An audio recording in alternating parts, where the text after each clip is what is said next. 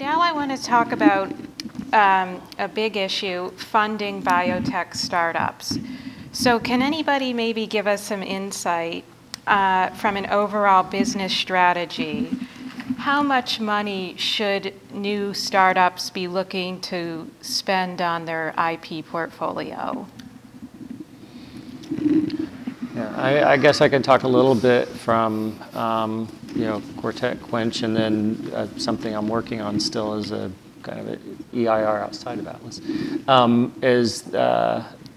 mean, it's a big chunk of money, right? And this also depends on when you file. That was a big benefit of not filing at Quartet, not having to file that patent until we were, or the provisional even, until we were really pretty close and we had our funding all set up, because once you start that clock ticking, not only does the patent, life term start to tick, eventually, 1 year past that provisional, but it also, the money clock is ticking, because 18 months after that, you're going to have to nationalize, or 2.5 years, I guess, that you're going to have to nationalize. And those expenses are huge, right? I mean, they can run up $250,000 easy on a decent sized, one patent estate.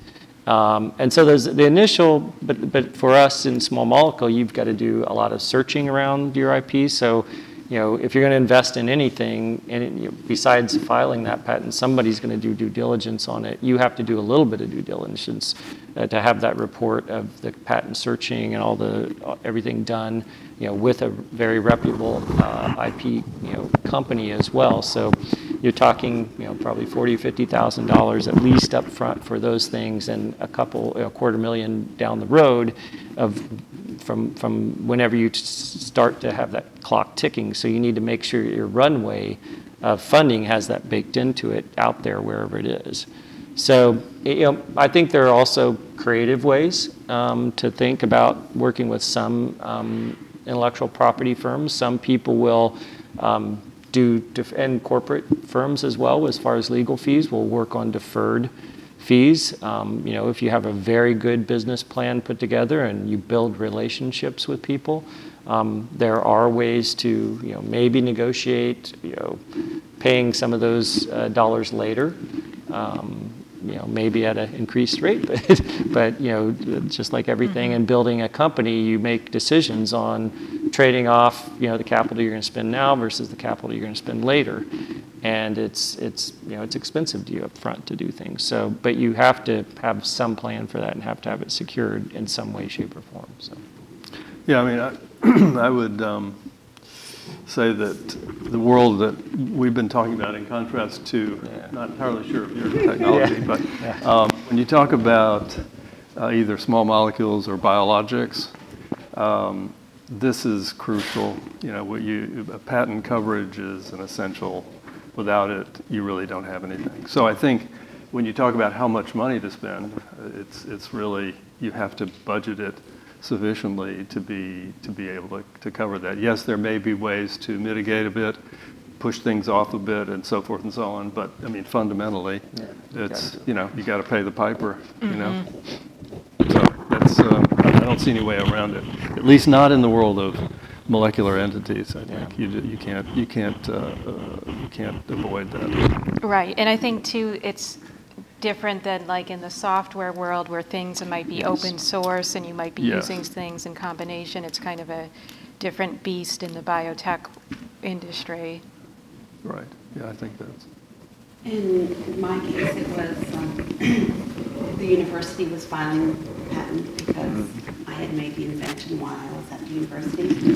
But what was crucial was that I then hired our own corporate lawyers to then work with the university so that when we went to back license the IP, that it really was a piece of IP that we could use as a company versus as a piece of intellectual property that was for the university portfolio. So we spent a lot of money going back and forth between university lawyers and with our lawyers to mold that piece so that it was really the foundational piece of IP for the company to be able to build on.